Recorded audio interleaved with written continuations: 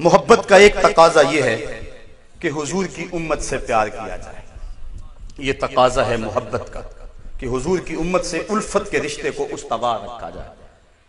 کسی کے بیٹوں سے پیار کرو تو باپ کے دل میں ہمدردی پیدا ہوگی، اور حضور کی محبت چاہتے ہو تو حضور کی امت سے پیار کرو، امت پہ شفقت کرو، امت کے دکھ بانٹو، غرباء و مساکین کی مدد کرو، امت کے اندر تفریق نہ چاہو، امت کو جوڑنے کی کوشش کرو.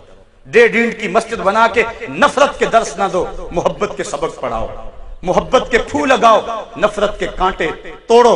حضور کی محبت توڑنے کے لیے نہیں آئی، حضور کی محبت تو انسانوں کو جوڑنے کے لیے آئی.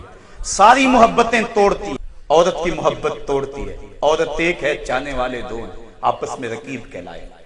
یہ تو میرا محبوب تھا، تم نے کیوں دیکھا؟ تقاضا بن گیا، لڑائی ہوئی. اقتدار کی کرسی ایک ہے، چاہنے والے کئی ہیں، الیکشن بن گیا. دولت کا انبار ایک ہے، ڈھونڈنے والے کئی ہیں، چھینا جھپٹی بن گئی.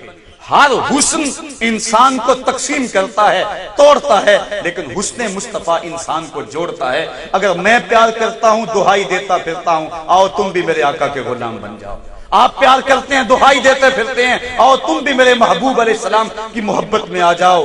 حضور کی محبت انسانوں کو جوڑتی ہے. اقبال کہتے ہیں دل بمحبوب حجازی بستائیں، زی جہت با یک دیگر پہ وستائیں، چون گلے صد برگ مارا بو یکیست، او کے جانے ای نظاموں او یکیست، مست چشم ساقی بتہاستیم، در جہاں مثل مو می ناستیم. کہا ہم بتہا کے اس ساقی کی آنکھوں سے شراب میناب پیے ہوئے ہیں، چاہے ہندی ہیں، چاہے خراسانی ہیں، چاہے ایران کے رہنے والے ہیں، چاہے کابل کے، کندھار کے، دشت لیلا کے، تورا بورا اور تقریب کے، موصل یا بغداد کے، جہاں بھی رہنے والے ہیں، ہر پھول کی پتی سے نکلنے والی خوشبو ایک ہے. ہم مصطفیٰ کے دم سے ایک ہیں.